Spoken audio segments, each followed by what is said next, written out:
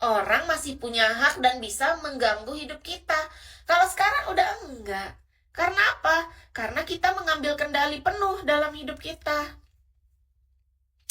Kamu nggak bakal dihina, Kis, karena cantik. Orang yang dihina bukan karena dia cantik atau tidak cantik, Kak. Orang yang mendapat cacian, hinaan, penghakiman, ya karena kita manusia. Bukan karena dia cantik, jelek, kaya, ataupun miskin.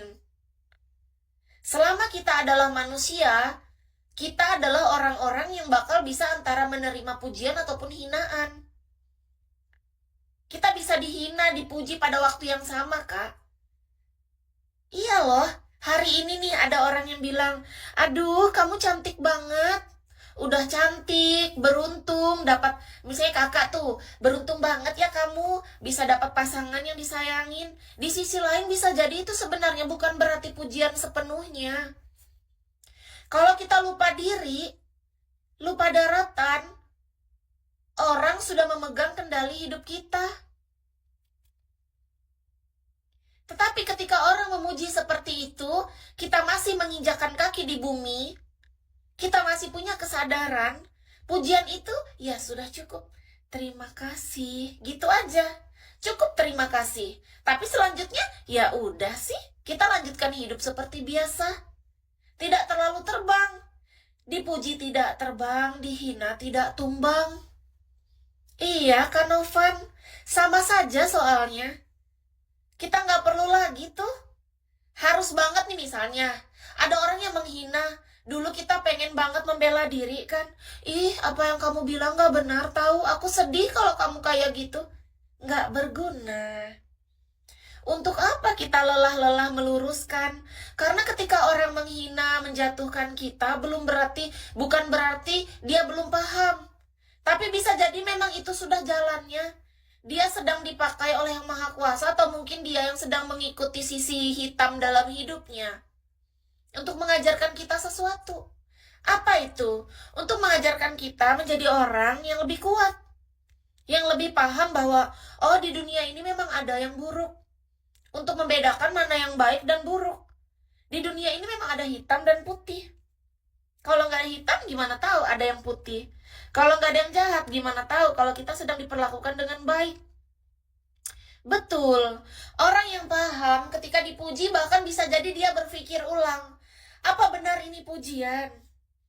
Atau bisa jadi ini ujian? Jadi ketika dipuji bukan berarti kita tidak penerimaan. Gini loh, kalau memang ada yang memuji, terimalah dengan kata, terima kasih. Bahkan ketika ada yang menghina, terima kasih. Karena apa? Hinaannya membuat kita menjadi bangun, menjadi bangkit, menjadi kuat. Kalau kita memilih untuk itu, kita tidak memilih untuk luka, kita tidak memilih untuk membalas, kita tidak memilih untuk menjadi lidah yang tajam setajam pedang seperti dia. Tetapi kita hanya ingin melatih diri kita untuk menjadi pribadi yang lebih baik. Semua kendalikan ada di kita. Iya, dunia ini penuh dengan pujian, ujian, hinaan, dan berkat. Penuh dengan orang baik dan orang buruk.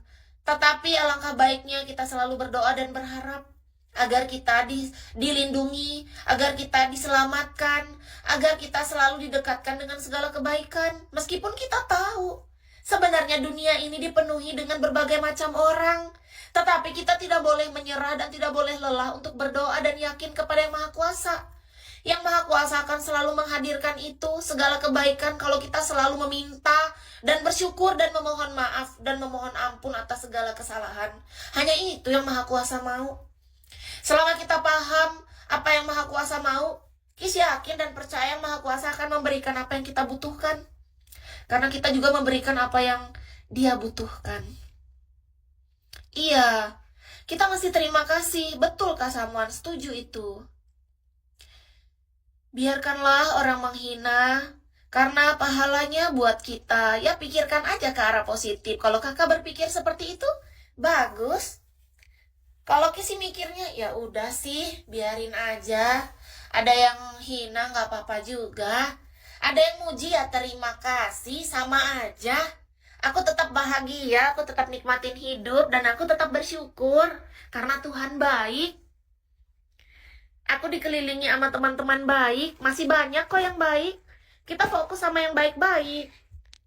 Ada yang jahat ya udah sih, nggak apa-apa. No problem, namanya juga kehidupan. Aku kalau dihina, aku kasih dia uang. Mantap, Kak Aris. Teruskan kalau kakak bahagia dengan itu. Cheese.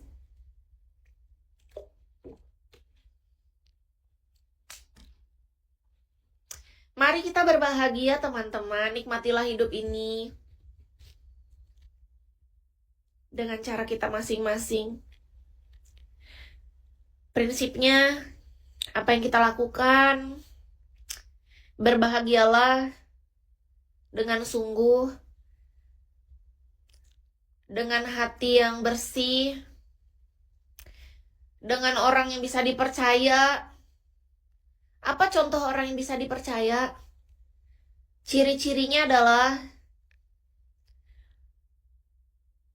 orang yang bisa melakukan, berucap, dan bertindak dari antara hati, ucapan, pikiran, dan tindakannya itu selaras atau sejalan. Itu yang bisa dipercaya menurut Kis.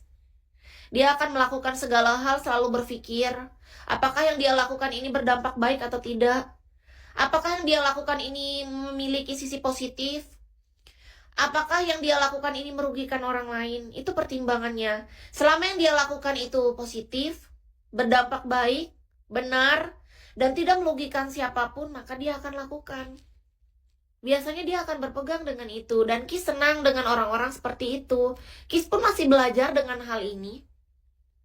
Hingga detik ini Kis masih belajar. Manusia itu mesti punya pikiran bahwa gimana caranya kita mau selalu belajar. Nggak boleh merasa sudah paling benar. Mungkin kita belajar untuk menjadi lebih benar, tetapi bukan berarti kita merasa menjadi orang yang paling benar. Kita merasa nih benar, orang lain salah, lalu kita nunjuk, ih kamu salah. Artinya kan kita merasa paling benar. Kita boleh banget belajar menjadi lebih baik, lebih benar, tapi bukan berarti kita punya hak untuk menunjuk kesalahan orang lain. Bukan berarti kita punya hak menghakimi orang lain. Tidak sama sekali. Kita sederajat. Kita sama. Kita sebatas hamba. Kita sama-sama di bawah langit yang sama, menginjakan bumi yang sama. Yang membedakan kita apa sih? Yang membedakan kita adalah cara kita berpikir, cara kita berucap, cara kita bertindak, cara kita memperlakukan satu sama lain. Itu yang membedakan kita, teman-teman. Selebihnya ya di mata Yang Maha Kuasa kita adalah ciptaannya yang sangat berharga, yang sangat disayangi, dikasihinya sepenuh hati. Begitu. Jadi nggak ada kata terlambat kalau kita mau berubah jadi lebih baik. Kita memang manusia berdosa, tapi kita nggak boleh larut bahwa ya udahlah aku udah terlanjur dosa. Sekalian aja deh. Aku dosa terus seumur hidup. Aku salah terus. Nggak boleh nyerah. Nggak boleh gitu. Ya. Masih banyak waktu, tapi bukan berarti kita merasa, oh banyak waktu ya nanti-nanti aja. Enggak. Maksudnya, walaupun kita memahami bahwa masih panjang waktunya, tapi hingga dari mulai detik ini, kita punya kesadaran bahwa kita mau belajar dan berubah jadi lebih baiknya dari sekarang. Kalau mau nunggu besok, lusa, atau tahun depan mau kapan lagi? Nggak usah ditunda-tunda. Ketika hati kecil kita saat ini sudah merasakan rasa tidak nyaman, rasa bersalah, itu adalah masa dimana seharusnya kita belajar untuk berubah. Berubah jadi apa? Nggak jadi Power Ranger, enggak. Tapi jadi lebih baik. Kita tahu kok lebih baik itu seperti apa. Karena apa? Karena kita merasa bersalah. Di sini kita manusia. Terus memperbaiki dan semangat jadi lebih baik. Betul Kak Samuan. Gini loh. Sebenarnya kita tuh manusia tuh tahu.